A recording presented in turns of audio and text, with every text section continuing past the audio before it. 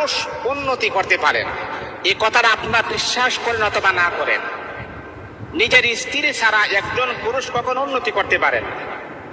যে স্ত্রীকে আপনি শত্রু মনে করেন আর বাহিরের মানুষদেরকে আপনি আপন মনে করেন, বন্ধু মনে করেন, আর নিজের স্ত্রী, নিজের হালাল স্ত্রী যাকে আপনি শত্রু মনে করেন, মনে রাখতে হবে সেই স্ত্রীটা কিন্তু দিন শেষে, রাত শেষে সেই কিন্তু কল্যাণ কামিতা করে, কল্যাণ চাই। যাদেরকে আপনি আপন মনে করেন, আল্লাহর কসম তারাই কিন্তু সবচাইতে বড় ধোঁকা, সবচাইতে বড় বাসটা আপনাকে দিবে তারা। সময় হারিয়ে বুঝবেন, সময় থাকতে অনেক পুরুষ বুঝে না, সময় হারিয়ে বুঝে আর কান্নাকাটি করে, আহারে আমি কি করলাম। যাদের জন্য আমি অক্লান্ত পরিশ্রম করলাম তারাই আজকে আমাকে মূল্যায়ন করে না। কি করলাম আমি? আজকে আমি 25 বছর বিদেশের জমিনে আছি, মাকে লালন পালন করলাম, বাবাকে লালন পালন করলাম, বড় ভাইকে লালন পালন করলাম, সবাইকে আমি বরণ পোষণ দিলাম, আজকে তারা আমাকে ঘর থেকে তাড়িয়ে দিয়েছে।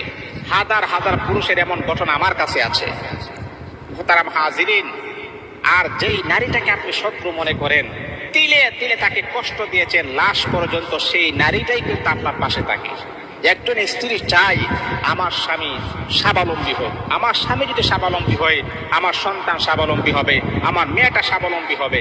এই জন্যে একজন নারীর সবচাইতে ইম্পর্টেন্ট এবং আপন জায়গা হচ্ছে স্বামী।